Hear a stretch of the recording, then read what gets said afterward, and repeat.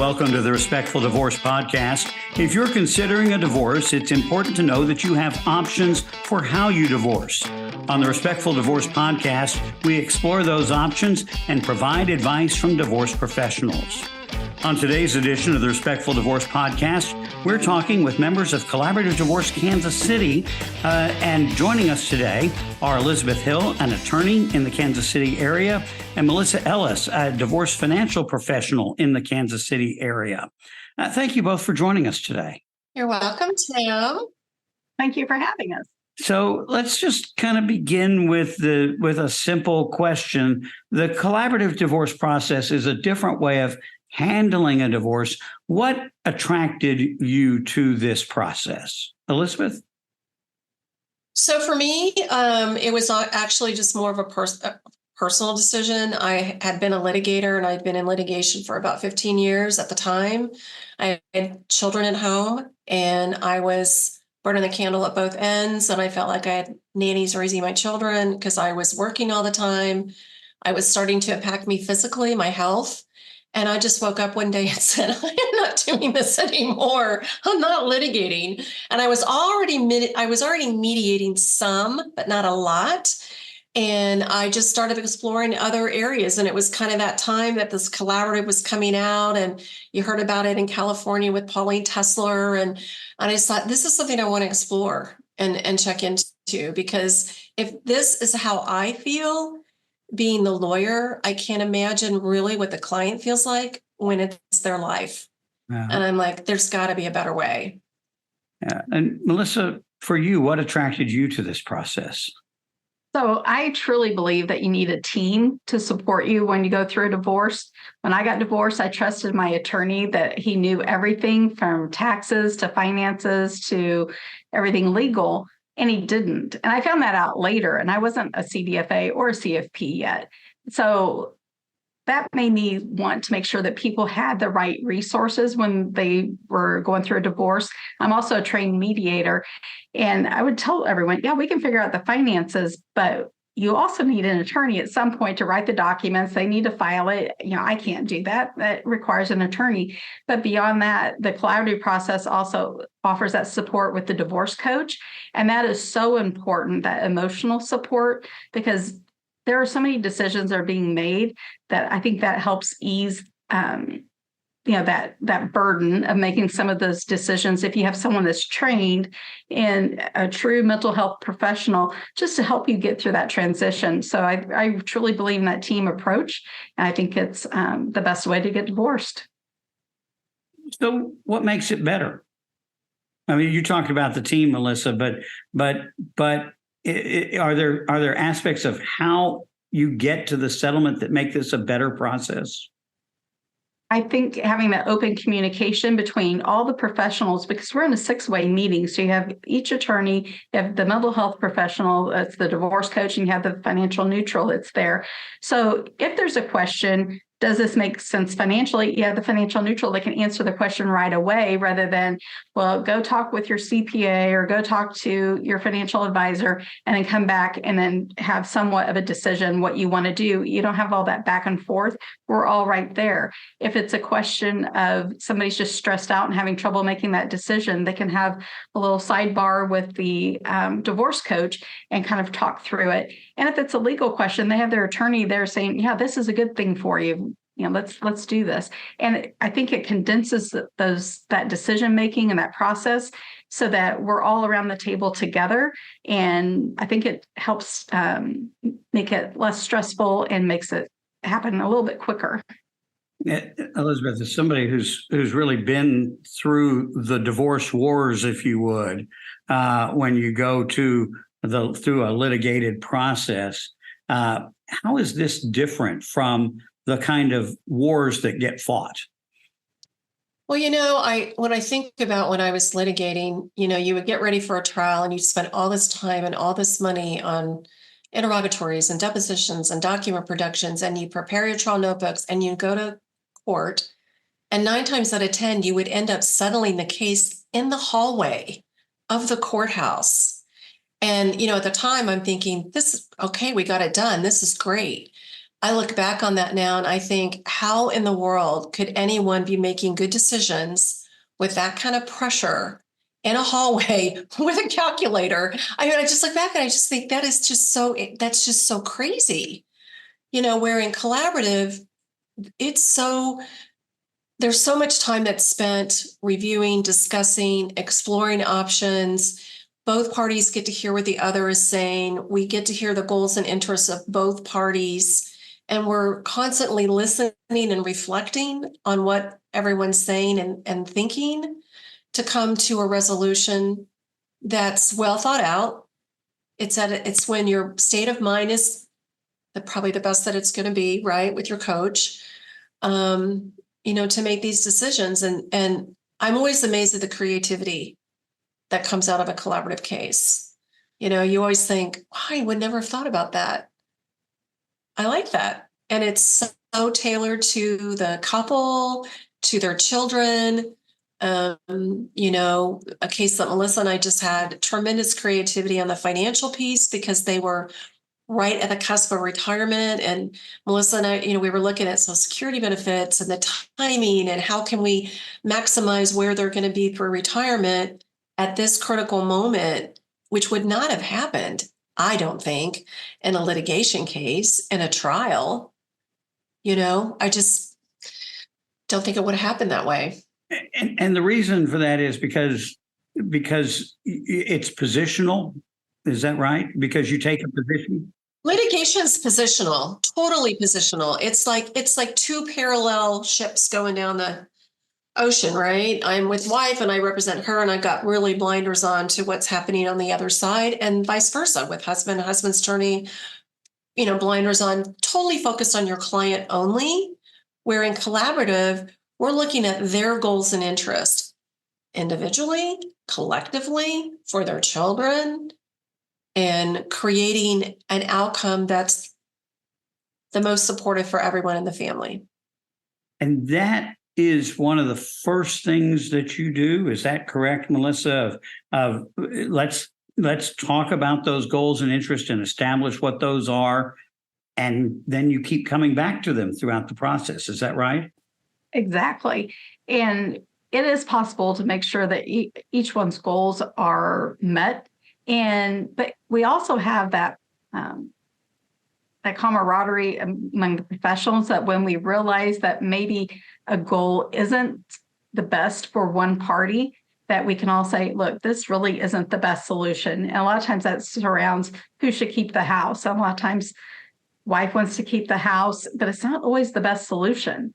And so we can explore those options, like Elizabeth was saying, that we can say, okay, what if it was like this? What if it's like that? Does this work? What if we sell the house in 2 years? Gives you time to transition out. Sometimes we can come up with those different solutions. I think that makes it just a little more gentler and kinder divorce. I've heard it said that one of the things about a collaborative agreement or settlement at the end is that it's more durable. It lasts in a way that litigation probably doesn't. Elizabeth, is that accurate, or can a litigated divorce settlement really last?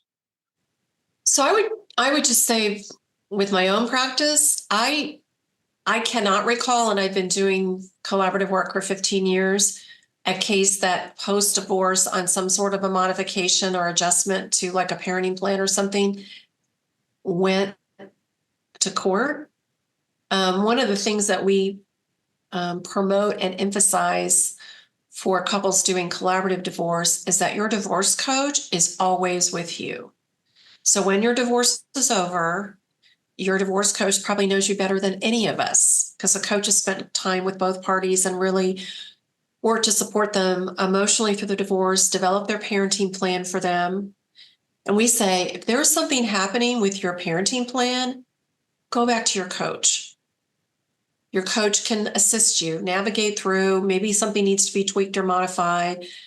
We encourage you to stay in a collaborative process. And we hear from our coaches, they do come back to their coaches. And sometimes they never call us as the lawyers. They just go back, which that's great. That's what we want. They go back to the coach tweak whatever's going on. A lot of times it doesn't even have to do with modifying their parenting plan.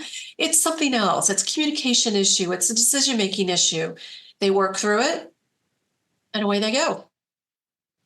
So we're doing this interview in advance of Divorce with Respect Week, and the term "divorcing with respect" or "divorcing with dignity" it kind of describes the collaborative process. But what does that really mean? What does it mean to divorce with respect and dignity? Okay. I think that divorce with respect means you might not be married anymore, but you're still a family. If you have children, you're definitely a family forever. So, because there will be grandchildren, you're going to want to be at events together. And if you can go in, if you have divorced with respect, you have respect for the other person, although you may not be in love with them anymore or not married to them, but you respect them, that is the mother of your children or the father of your children, and that you do want to participate with them together in family events down the road and not have that friction or have people say, well, we invited Sue, so we can't invite Bob. You don't want that. I think that's really the goal, is so that, once you're married, even though you're not married anymore, you're still a family. And what I would add to that, Tim, is there's the respect for the couple, but there's also the respect for legal counsel and the team. Litigation can get very snarky and dicey, and, attorneys take on the energy of their client oftentimes. And in this process, I know Melissa mentioned earlier modeling in our camaraderie, but there's also the respect for the process and the respect that we show each other, both professionals, the attorneys, our coach, our financial neutral, and we feel like we're modeling respect in the process and asking, well, if Melissa, what do you think? What are your thoughts on some ideas about the financial? Or if my opposing counsel, well, what are you thinking on? What are some ideas on the house? And we're all thoughtfully kind words, respect, engaging. Which brings us back to Melissa's early point about the team, the importance of the team. We love our teams in Kansas City. Yeah, that the team is working toward the goals that the clients have put out. Would that be accurate? Yes, absolutely. Yes. The other thing that I've also heard some people say is it's also about having respect for yourself at the end of the process. That you may go through a litigated divorce process, and you may not be very proud of how you behaved after it's all over. Right. You're right. I hadn't thought about that aspect of it, but you're right. You're so right, Tim. Yeah, I love that. Yeah, respect for yourself. Because people can be their best. People can be their best at a trying time. And we do say that we want to create a safe environment, container, support for you to be your best, functioning at your best at a time in your life that you never envisioned happening. So Divorce with Respect Week is coming up March 4th through 8th. And it's an opportunity for people to do a initial consultation or conversation with a divorce professional, whether it be an attorney or a financial professional or a mental health professional. How should someone prepare to do that kind of conversation with one of you, particularly from the aspects of your areas of expertise? So in our practice group in Kansas City, we view the consult in two ways. One is just an initial consult to understand the process. And in that, the position of our group is that we would describe all the options that would be available to somebody considering divorce: do it yourself, mediation, collaborative divorce, or litigation. That's a 20, 30-minute conversation, high-level procedural. And we get a lot of calls for that. And actually, we started doing that after Divorce with Respect Week a couple of years ago, just sharing with people the concept, because a lot of people have heard of it. They don't know what it means. And even when you try to describe it, sometimes it seems confusing. So there's that consult versus one that they're calling and saying, I want to do collaborative. I want to talk to you about being my collaborative attorney, and I want to understand the process. And that consult's maybe more involved because you're also giving some legal advice, probably. You're talking about support and division of assets and that type of thing. And what I would say to someone thinking about a consult in that context is jot down your questions. Like, what questions do you have? What keeps you awake at night when you think about getting divorced? Because I find that when you start talking to someone, they lose their train of thought because they're nervous. They're nervous. This is a huge decision that they're thinking about making, and they often forget the questions that they want to ask you. So I say jot down what you're thinking, and then we'll kind of go from there. I always just start out the conversation by saying, what do you want? What questions can I answer for you? What keeps you awake at night? And we kind of go from there. I don't have a scripted conversation of what I'm going to share with them because I want to hear from them. Well, anything to add to that, Melissa? Yeah. So, of course, as a financial neutral, I want to know what their finances are. So I have a list of documents I ask them to gather. And if they can provide those at the beginning of the process, then we can see if there are liabilities that we need to work with and what are the assets. Is it very involved? Is there executive compensation that we need to, really pull apart and really see what that looks like down the road? Or is it a fairly simple case that is not too complicated, put it that way, that we can all just talk about?